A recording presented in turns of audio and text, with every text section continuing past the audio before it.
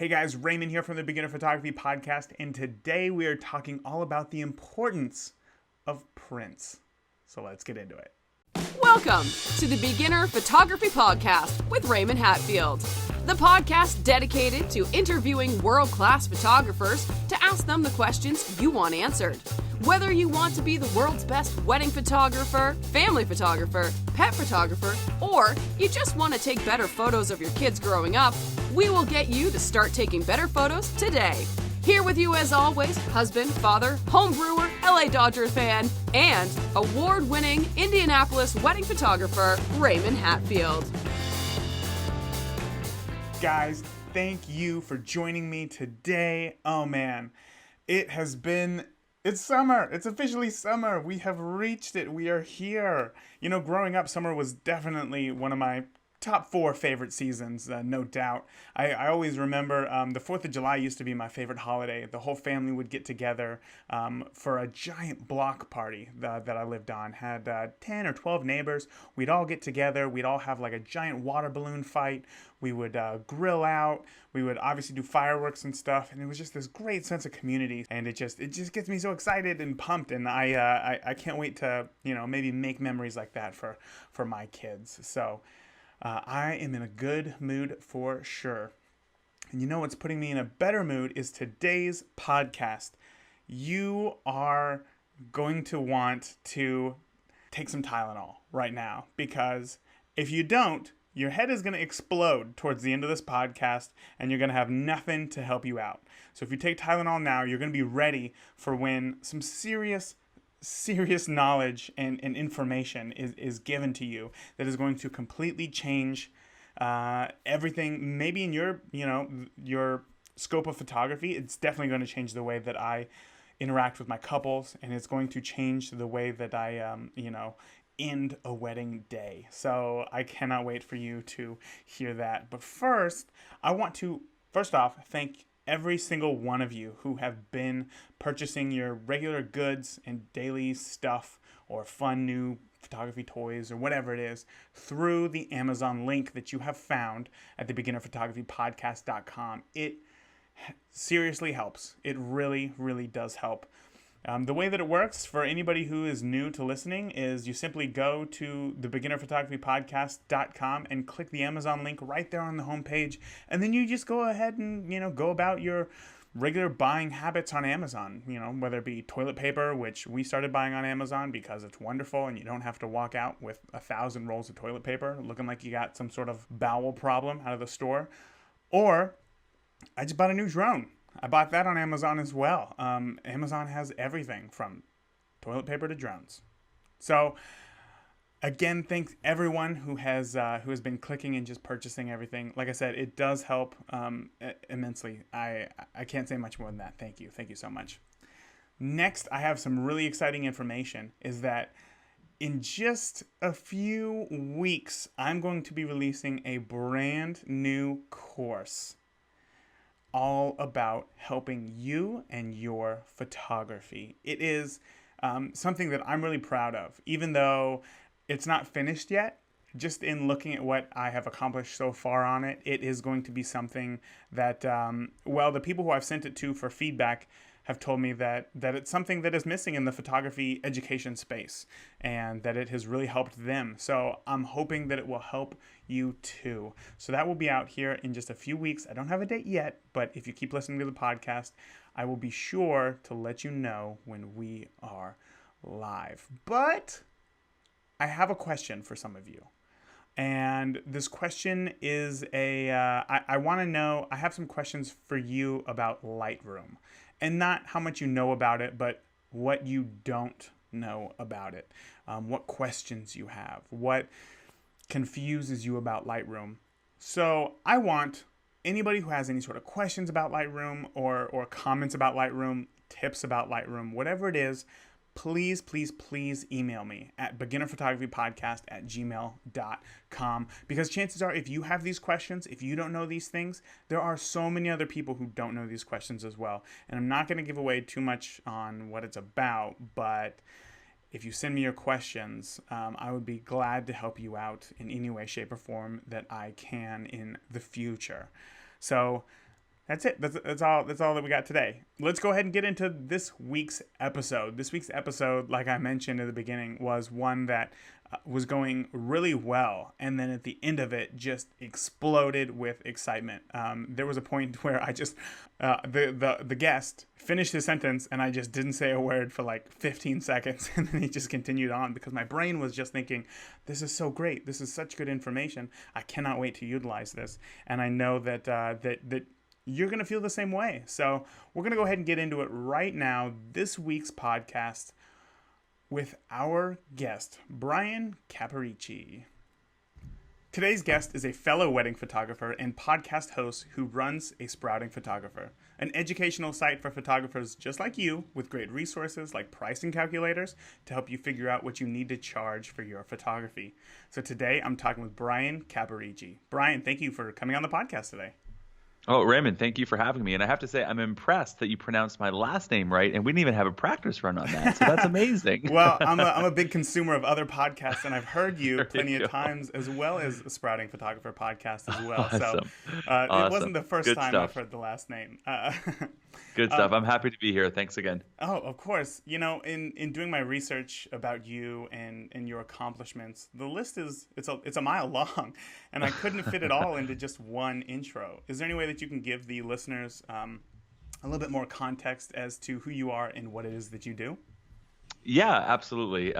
So I've been a wedding photographer for just over 10 years, which doesn't feel like a long time, but does feel like a long time. Like I almost don't remember a time when I wasn't a wedding photographer now. So it's kind of fun. And I mean, so much has changed in the last 10 years, but I would kind of sum up everything that I do to say that I create things. And when I say I create things, I mean I create photographs as a photographer. I create podcasts as a podcast host.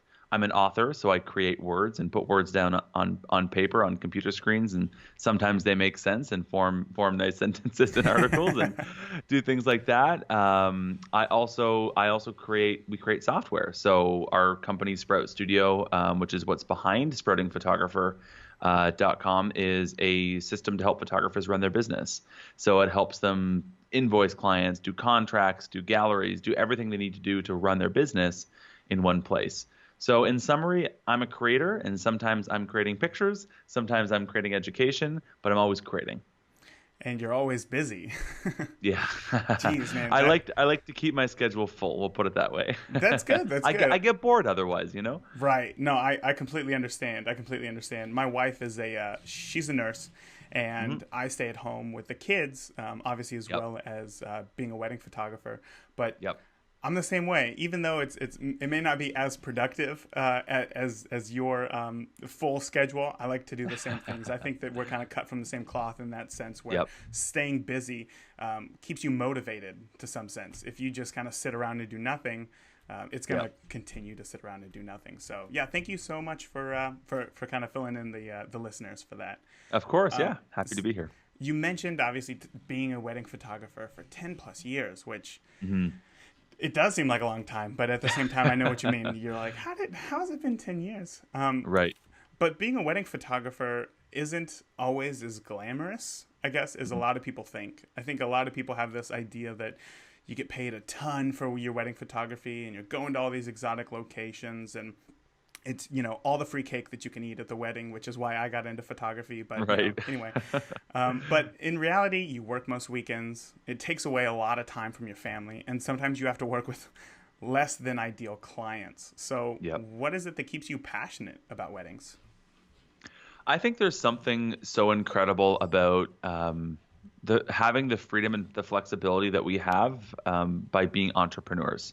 And I frame it that way because a lot of photographers typically don't look at themselves as being entrepreneurs, right? And I think the path that most photographers follow when they get into photography is they get into it because they love photography. They catch the bug. Maybe they get a camera for Christmas, or they have kids and they want to take pictures of their kids, so they need something better than their iPhone or whatever it is. At some point, something clicks, and all of a sudden they think, well, I should be a photographer. And so they do, and that's a really noble pursuit to be chasing that dream. But I think oftentimes photographers don't think of it as being in business. They just think that we're creatives. And so for me, what I've always loved about photography is the fact that I'm an entrepreneur, and I can create the freedom and the flexibility and the balance and the timelines, and I get to be my own boss. I get to live the dream, and I think photography, and wedding photography especially, can give us that dream. I often tell the story that, in the 10 years I've been a photographer, when I first started out, and this is the funny thing, Raymond, is like when I was getting going, I remember a whole bunch of other photographers that were starting around the same time or were already starting. And I remember seeing so many of them struggle. Like they just weren't able to get things off the ground. They weren't able to get traction. They weren't able to get bookings, whatever it was. But yet my first year of shooting weddings, I shot like 32 weddings, right? I made Wow. over $100,000 in my first year of doing business. That's incredible. And since then, my wife and I, we bought our home. We paid for our wedding. We've vacationed whenever we wanted to vacation. We own all of our own vehicles. My wife has been a stay-at-home mom for 4 years with our kids. And all of that is because of the money I made with my camera. Now, I don't say that wedding photography is great because you can make great money. That is perhaps a part of it. But what I like more is the fact that being a photographer, being an entrepreneur gives us that flexibility and that freedom to live the life that we want, to design the life that we want, and then have photography fit into it. A lot of photographers look at the other way around, where they kind of try and fit their life around their business. I like to encourage photographers to say the reason that we're entrepreneurs is so that we can have the life that we want. So you should structure your business around your life instead. Wow, that's a really interesting direction, I guess, to take it. I think a lot of times, being my own boss, being a business owner, I think I resonate with a lot of entrepreneurial, it's a hard word to say, ideas, right? I watch a lot of videos on YouTube. Specifically Gary Vaynerchuk, everybody knows who he is. He's very motivational. He makes you just want to get out there and just really get going. But I don't, I've had this talk with myself. I don't know if I consider myself an entrepreneur. I understand that I'm in business, but I think when I think of entrepreneur, I think of, I don't know, I guess creating something new ideas, like big picture, I guess very large projects going on at one time. And that's not something that I do. But the fact that you said that you feel that way kind of puts an interesting spin on it, hearing it from another photographer. I like the idea that you have, that if it's kind of like the harder that you work, the more it'll pay off, the more rewarding it is. And when people get into photography, maybe they have this mindset that, oh, well, a wedding is only 8 hours long. I only have to work, once, maybe twice a week, and that's it. Get paid, $100,000 a year potentially for just a few days worth of work, 20 days worth of work or so. Right. That is a very hard mind shift to make. So the interesting thing about that, just really quickly, is I think that when you're getting going as a photographer, and then through the journey that you go on, you're going to go through different seasons, right? Like in the beginning, you have to hustle. Like you've got to be like, you got to kind of, the rubber's got to meet the road. You got to get out there. You got to network. You got to market. You got to do all these things. You got to learn all the while. But at some point, once you, like, all that work pays off. And that's the thing that I love about entrepreneurship, is as much as what we do is about time in, money out, because really that's what photography is about. You put the time in, you get paid for it. I think that all that hustle, all that work, if you run your business smart and you grow your business smart and you attack it with intention, you can then enter the season that perhaps I'm in right now, and there's many, many other photographers that are there, where I'm running Sprout Studio here. So just super quick background, like I'm the CEO and the founder here at Sprout Studio. I've got a team of 8 that I manage every day. I'm here in the office here probably 40, 50 hours a week, but I'm still a wedding photographer. So I'm actually shooting weddings on weekends, and then I'm maybe working 2 hours during the week to sustain that. And everything else is streamlined. Right. And I haven't marketed my business. I haven't redone branding. I'm not like actively pursuing new business, but my photography business is kind of on autopilot now. Just So I'm not because you put up the saying systems in place.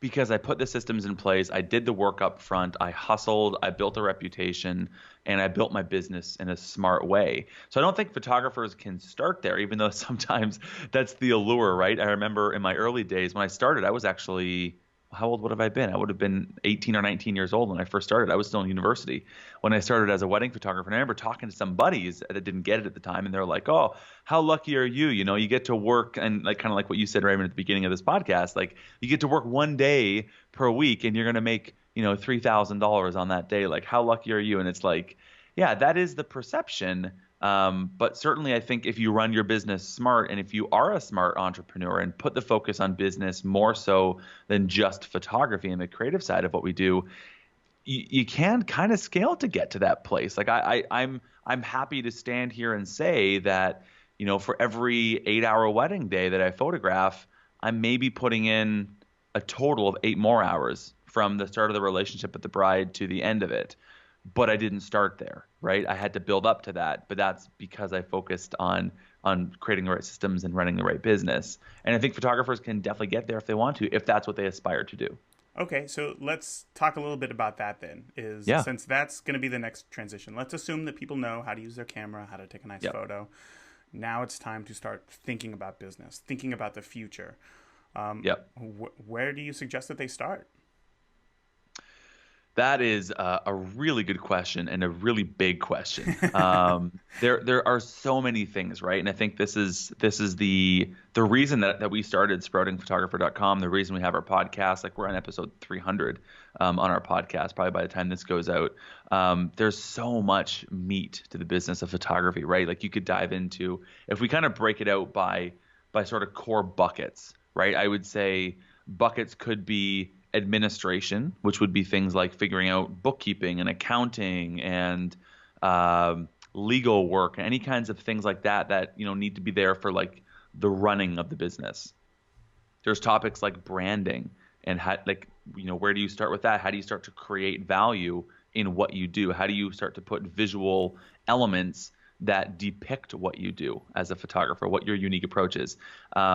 And then from there, there's things like marketing. Well, how do you now start communicating what your brand is and what you do to a group of people, right? And then from there, there's pricing. So how do you now attach a price to the value that you've created to those people that you're communicating to?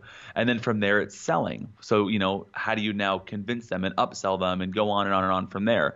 And then there's things like productivity. How can you actually get a wedding done in 2 hours? What are the systems that you can use to give a good experience? So then to that, there's customer experience. How do you start looking at the big picture with empathy and with intention to say, here's the experience that my clients should be getting, and here's the systems I want to implement to make sure that's consistent. And then from there, I'm trying to think if I missed any big. I guess there's overall strategy, right? Like overall business strategy. What direction do you want to go? Do you want to get a studio or not? Do you want staff or not? Kind of big picture thinking like that then dictates all those other smaller moving parts that we just talked about. Yeah. So there's a lot of moving parts, right? Like it's and there's not necessarily no, I would say there definitely is not just one way to do it. Like there's thousands of ways to do it. But what I advocate for and really encourage photographers to think about is to do it with intention. So to think about it, because so often the pattern that I've seen photographers follow is that they'll kind of just stumble on these things on accident. As and far they'll as just photography or like, well, as far as business, as far as strategies, or they'll read one article that says, well, you should charge this, and then they'll be like, well, I'm just going to charge this, right? Oh, yeah. Or they'll look at their competitor down the road and be like, oh, well, they're charging $1,500, I'm going to charge $1,495, right? It's like they just kind of do things without thinking about it. And so my suggestion, and again, what I advocate for, is to really think about these things, educate ourselves about the proper practices, about how to think about these things, about strategies that work, strategies that don't work, read books, listen to podcasts, mentor other under photographers, go to workshops, all kinds of things like that to start learning all these different pieces of the bigger cog of the business of photography. That's I couldn't have said it better myself. That was more than I could have said myself. That was wonderful. Thank you. No problem.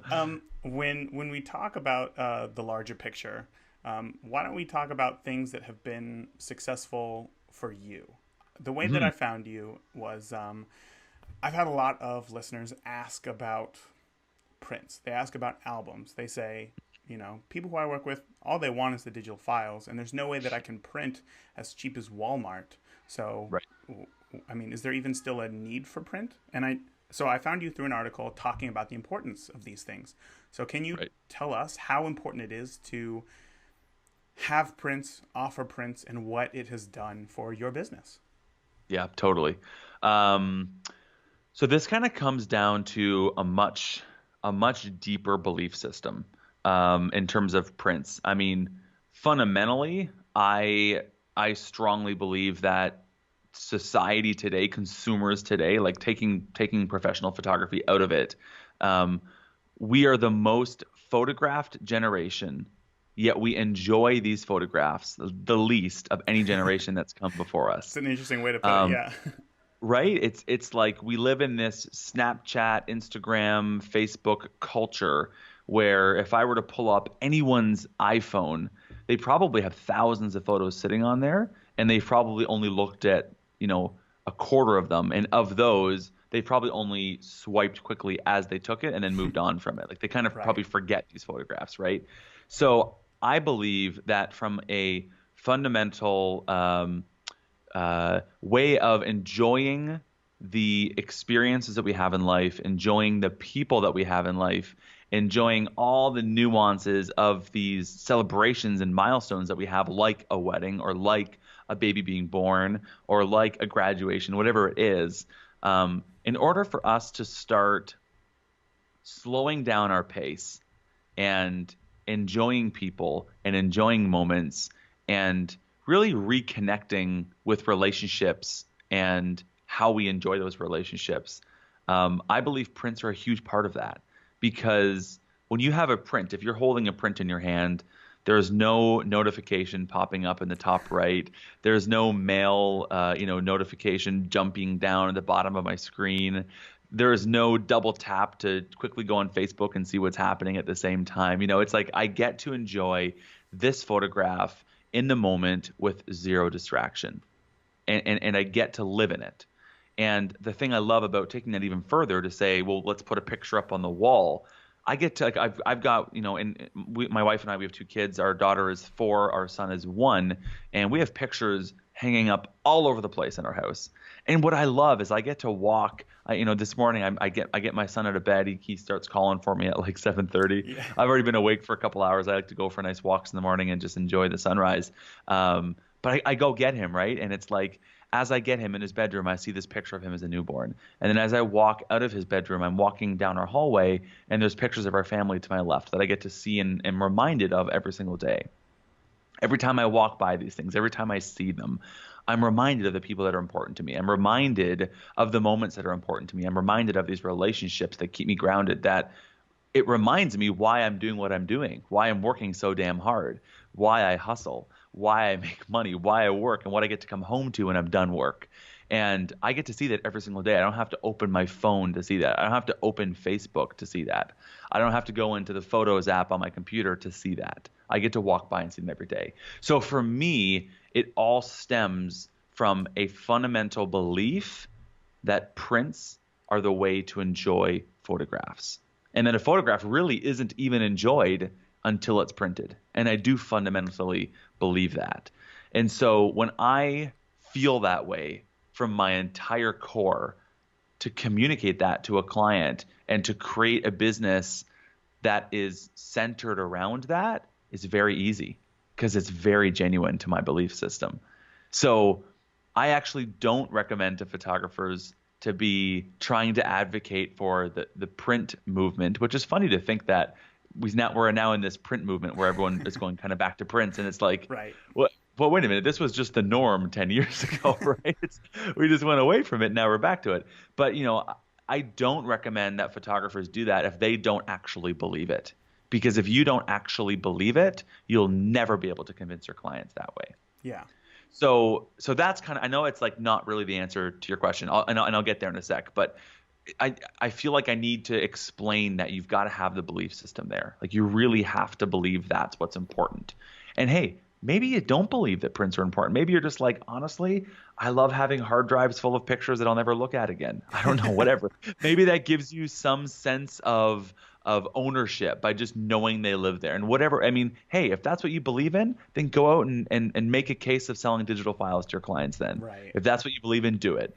I would challenge that you actually probably don't believe that. You might just be telling yourself that, but we'll kind of leave that for that. But once you believe in it, the change that I need to get photographers to understand is that what we do as photographers is not selling pictures. We do not sell pictures, because if we make everything we do about selling pictures, then you're always going to be challenged with exactly what you asked me about, Raymond. Like the idea of, well, I can get that picture cheaper somewhere else. Absolutely, you can. Just the same as, a suit that I might spend $1,000 on, I probably could go get cheaper somewhere else. Or a shirt that costs me $150 to buy from, somewhere online, probably only cost them 50 cents to make in a third world country, right? Like if you look at it that way from a pure commodity standpoint, nothing is really ever worth the price we're paying for it. Well, I think in the beginning, that's just naturally where people go, right? When you first get started, it's less about the art of the photography. A lot of times at weddings, it's, oh, well, we just know that we need to have a photographer here, so let's just hire whoever works. And they're not thinking so much about the art side of it. So when it comes to prints, that's all that they're looking at is strictly cost versus cost. So how do we change that mindset? Yeah, for sure. So I would actually say to go. I would say that we've now gone 2 generations past this. So first it was prints. Everyone assumes we're getting prints, and that is what it is, right? As we start getting into digital, we went to a place where all of a sudden we had to justify the artistic value, kind of like what you're talking about. Like, well, it's the work that goes into it, and it's the this, and it's the integrity, and it's like the quality of the paper, and it's better, and it's, we would have to promote the artistic integrity of a product to justify it, and that worked for a while. I would say that now we're out of that, and no longer is that what we need to be talking about, but instead what we need to be advocating for and promoting and what we're actually selling as photographers is experiences. That is what we sell. And the photographs, the prints, the albums, the books, the whatever, those are merely proof of the experiences that we're creating for people. And I think that when you look at the trends that we've seen in the industry and where I suspect they're going, I mean, when you look at the fact that we enjoy photographs less now than we've ever enjoyed them. So we've got challenge number 1 going against us. And then at the very same time, there's more photographers now than there's ever been in the industry. So we have more competition. And I'm not complaining about that. I'm just saying those are 2 forces that work against us as an industry. And so when you look at that and you say, well, what's the next 5-10 years look like as an industry? I believe that those that advocate for and sell and create experiences for people will rise to the top, and everyone else will sink to the bottom, and it's going to be a race to the bottom. And at that point, it will be a price game. Real quick, totally off subject. How important do you think 360-degree cameras are going to be? Because I'll kind of preface this. Talking about experiences, I've thought about photography is reliving those experiences. Yeah. To a degree. That's why video is taken off. With video, there's motion, you can hear people, it's more of an experience. In the future, what's next? I'm trying to think. 10 years down the road. Is it 360? Is it going to be physically reliving your wedding day through some sort of other medium, whether it be videos or, completely immersive video? What are your thoughts on that? This is just a personal question. Oh, yeah, I have a ton of thoughts. My initial inkling is to say that a lot of those things are trends, and I think that they're neat now as they're trends. I don't know what the long-lasting value of those are. I preface that by saying I think there's incredible commercial value to a lot of those kinds of things. Like if you're if you're a business owner right now, I mean, the ability that you have with Google Maps, now you can actually Oh literally yeah. walk through your business, right? Like, oh my gosh, that's crazy. So those kinds of things are amazing. I think those are never going to go away, and that's only going to be expanded. But I wonder, when we look at the business to consumer market, which would be in the wedding photography market, the portrait photography market, the newborn photography market, I don't know how much of that is going to stick versus how much of that is just a neat thing right now. So people might jump on it. I even honestly wonder the same thing, Raymond, with drones, like with the Right. trend right now in drones. It's like, yeah, that's cool, that's great. And I see all these amazing pieces of footage of people having all these crazy things of like, look at our wedding day from like, 500 feet in the air or whatever, right? And it's like, but what the hell are you gonna do with that? Like, Yeah. what is that? What does that even mean to me? I mean, like maybe if it's like a 2 second clip in a video, maybe cool, it's neat, it's got like the sexy factor. But beyond that, I don't know. Whereas I look at something like a wedding album, I mean, my grandparents have a wedding album. Like Yes. wedding albums have been around forever. They are an heirloom in a family. It's the first piece of the history of that couple's story Yeah. together. And it goes on and passes on from generation to generation. It's not tied to a screen or a piece of technology or a plugin to play a 360 video, where things can go and die and get forgotten about. And also, when you have a piece of digital technology like 360 video, it's lost in the sea of digital assets that we have. Yeah. Whereas a wedding album sits on the coffee table, sits on the shelf. Even if it sits in a drawer somewhere, you It pull doesn't it run out out of and you get to batteries. and it doesn't run out of batteries. It doesn't get lost. The zeros and ones on the hard drive don't get erased. It's always there. I think we Yeah. can all remember a time as a child looking back at grandma and grandpa's wedding photos, or looking back as an adult of pictures of you as a kid. Did you look at those on an iPad? Because they're probably there at this point. Or did you look at an old photo album? Yeah. They're Probably an old definitely. photo album. Absolutely. Yeah. Absolutely. Okay. Fair enough. So what do you think prints and albums have done for your business? It's been huge for me. I mean, I have created my entire business around the experience of having prints in albums.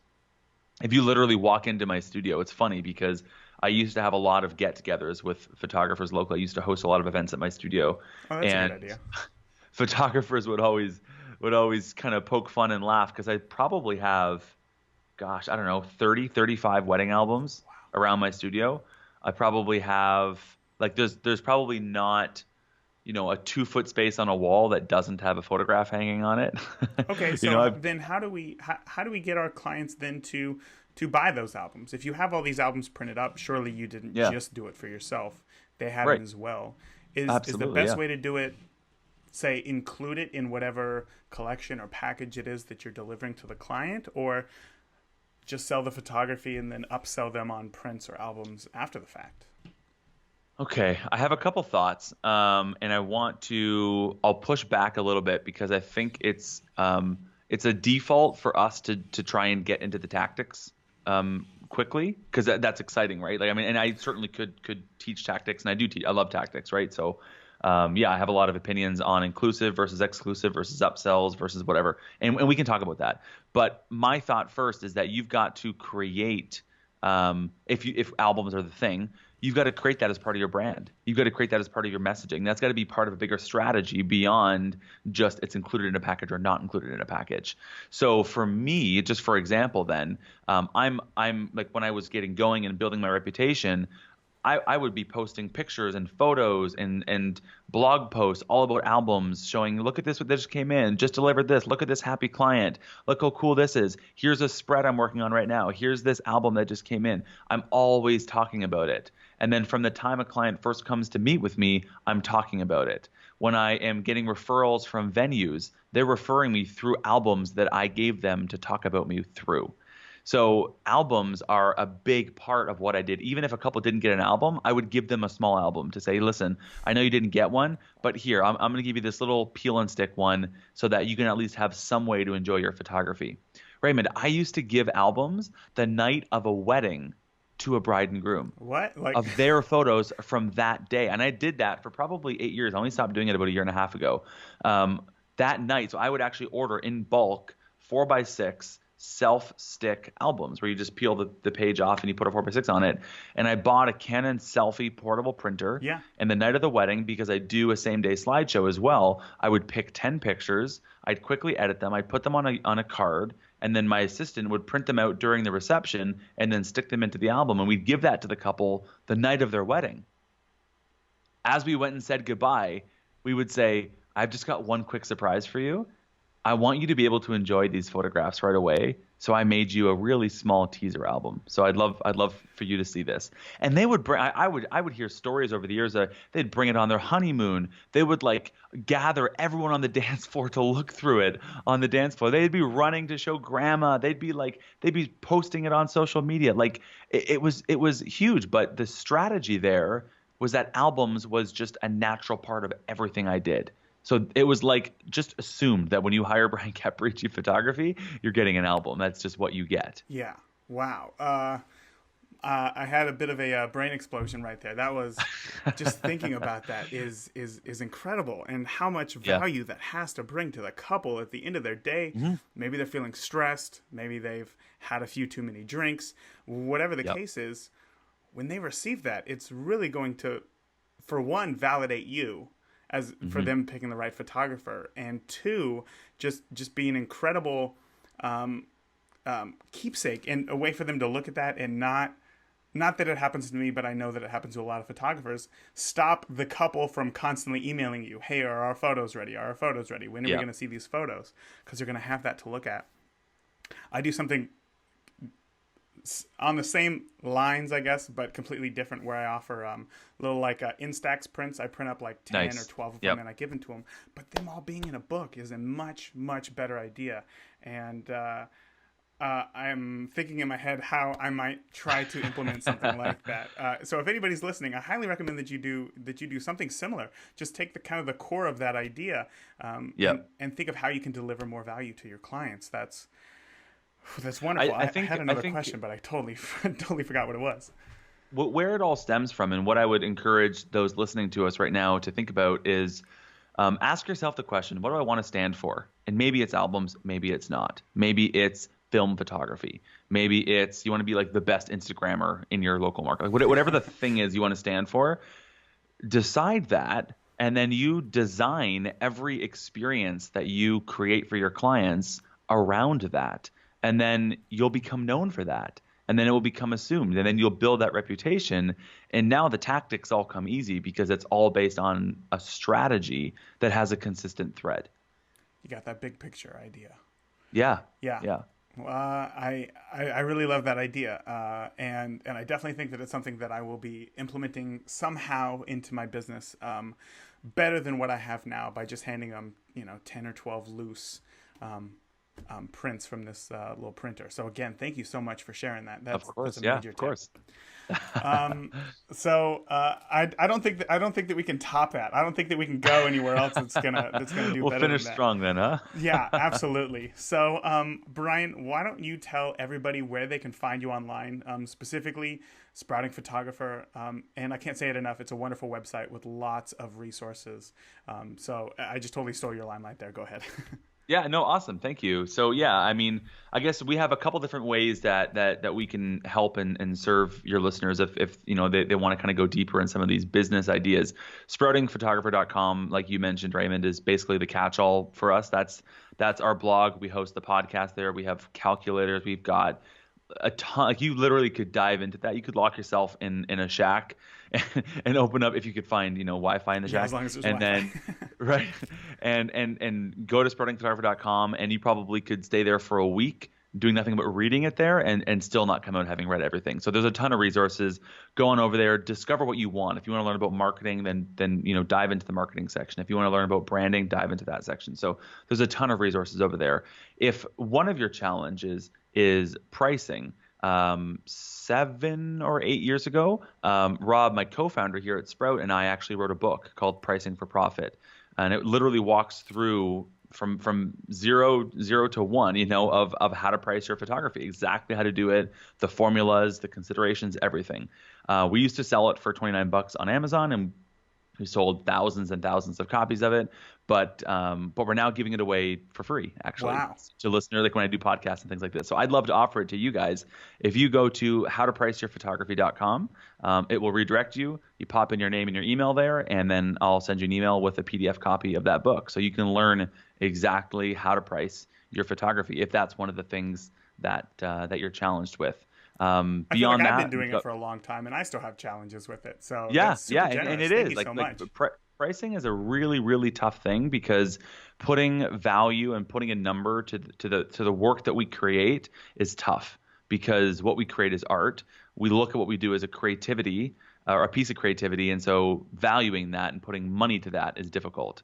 And so many photographers kind of pick numbers out of thin air, and it just end up with this hodgepodge of like unjustified complicated pricing that just doesn't actually lead them to be profitable as a photographer. So the book's called Pricing for Profit. So howtopriceyourphotography.com is where they can find that.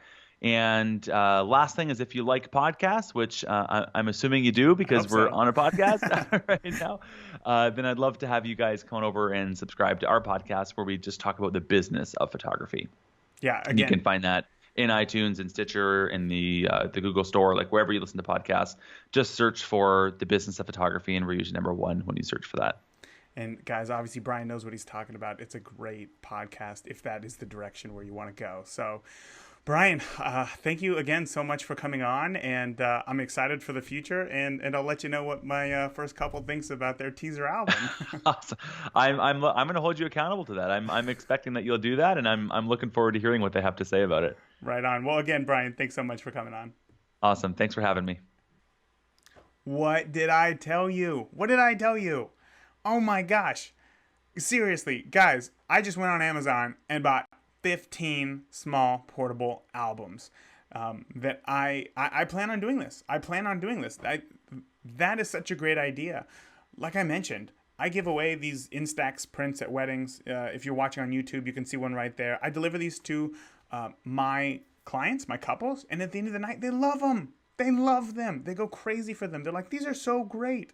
But they're loose. They're like, oh gosh, I hope that I don't lose one. Or, maybe they're just a little bit too small.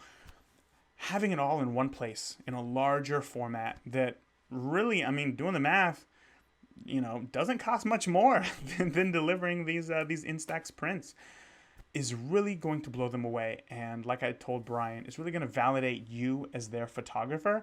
And they're going to not be able to help but show it off to all of their friends and family, everybody that they know. Post it on Facebook. And validation is going to get you referrals. And referrals are the best form of lead. I also make slideshows the day after the wedding, and I post that on Facebook so that my couples can share that on Facebook, let everybody see the photos. It's not much. It only takes me about a half hour's worth of time, and it really blows them away. And everybody who sees the video gets excited because they're like, wow, your wedding was yesterday. How do you already have these? This is incredible. Really raising up your value. So I think on top of this album, it's really going to be a hit. So guys, I want to know what it is that you do to make your clients feel validated in choosing you.